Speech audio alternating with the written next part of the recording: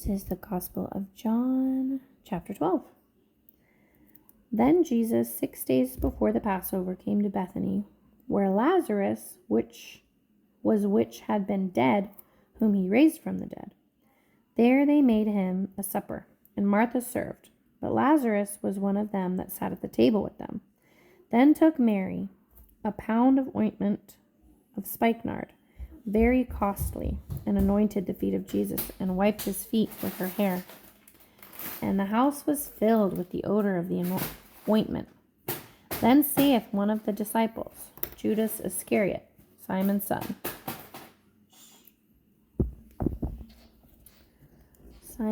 which should betray him, why was not this ointment sold for 300 pence and given to the poor? This he said, not that he cared for the poor, but because he was a thief, and had the bag, and bare what was put therein. So he had all the money, and he was taking it. He was like keeping track of the money and stealing it. Judas. Then said Jesus, let her alone. Against the day of my burying hath she kept this. For the poor always ye have with you, but me ye have not always. Much people of the Jews therefore knew that he was there, and they came not for Jesus' sake only, but that they might see Lazarus also, whom he had raised from the dead.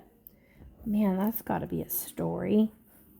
Hey, Lazarus, tell me what that was like. It'd be really cool. But the chief priests consulted that they might put Lazarus also to death. Man, they are just murderous, these chief priests. But put Lazarus to death also, because that by reason of him many of the Jews went away and believed on Jesus. That just blows my mind. They just want to murder everybody who's like disagrees with them. It's crazy. On the next day, much people that were come to the feast, when they heard that Jesus was coming to Jerusalem, took branches of palm trees and went forth to meet him and cried, Hosanna. Oh, I love that song, Hosanna. Blessed is the King of Israel that cometh in the name of the Lord. And Jesus, when he had found a young donkey sat thereon, as it was written. I can't reach the light. Oh, sure. Okay, I had to take a little break. My daughter needed something. Okay, and Jesus, when he had found a young donkey, sat thereon, as it is written. This was a fulfillment of prophecy, the palm branches and the donkey.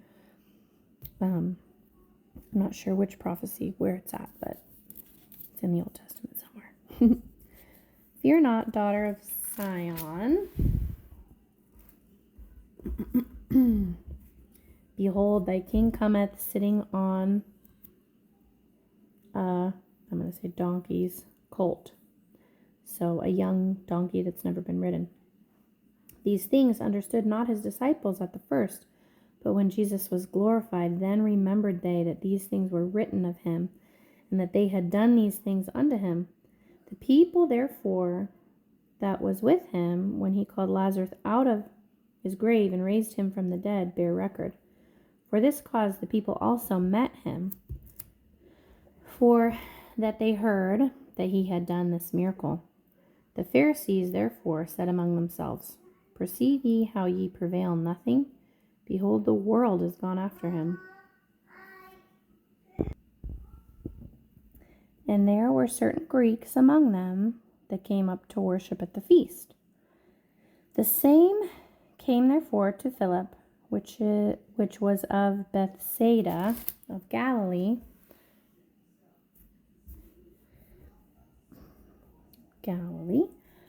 and desired him, saying, Sir, we would see Jesus.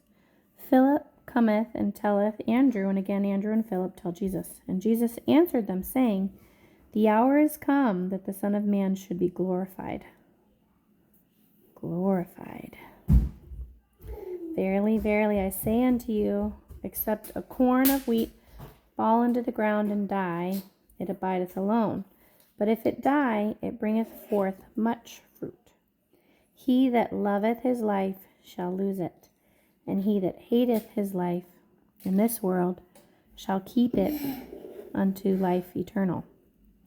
If any man serve me, let him follow me, and where I am, there shall also my servant be.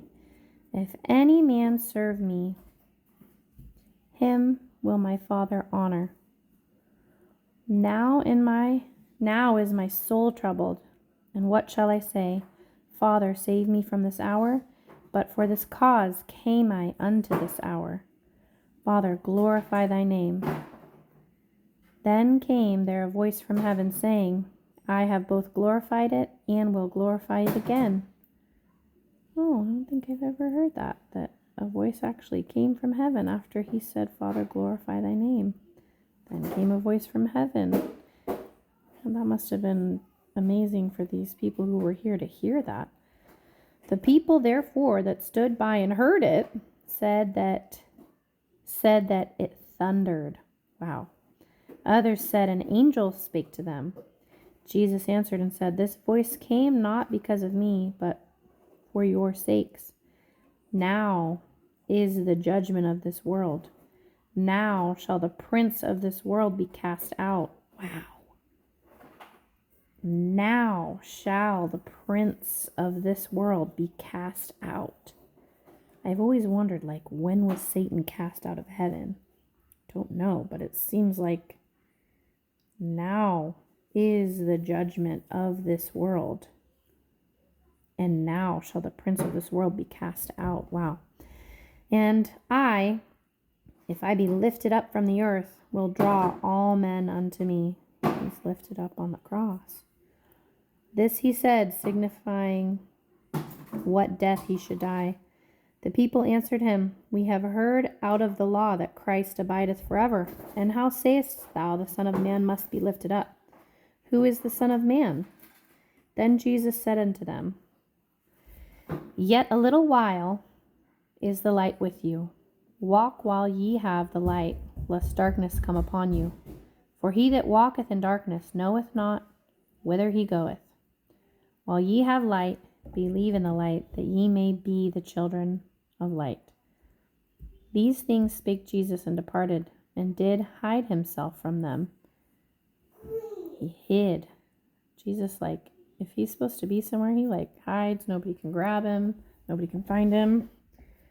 It's pretty amazing.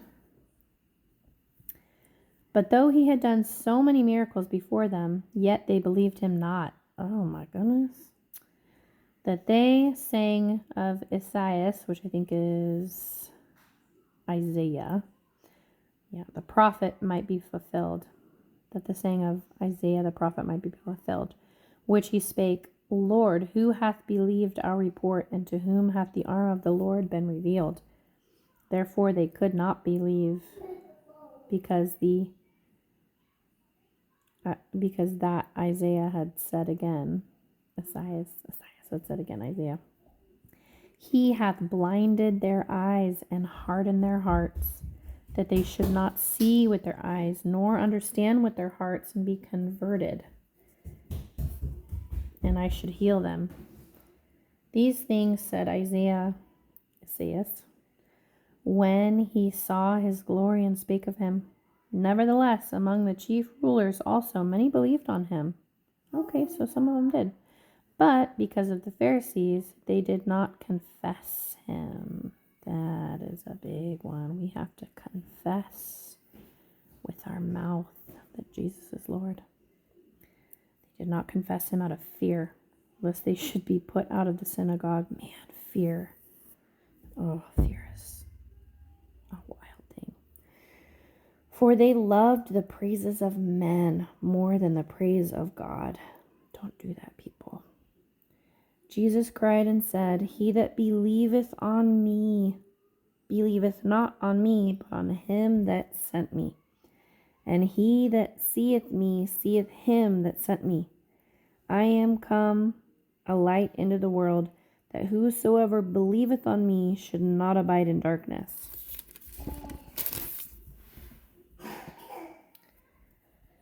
And if any man hear my words and believe not, I judge him not.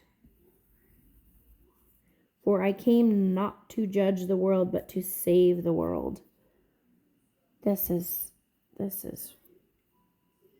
big too. If any man hear my words and believe not, I judge him not. So even if you hear his words and you don't believe, he's not judging you. For I came not to judge, but to save.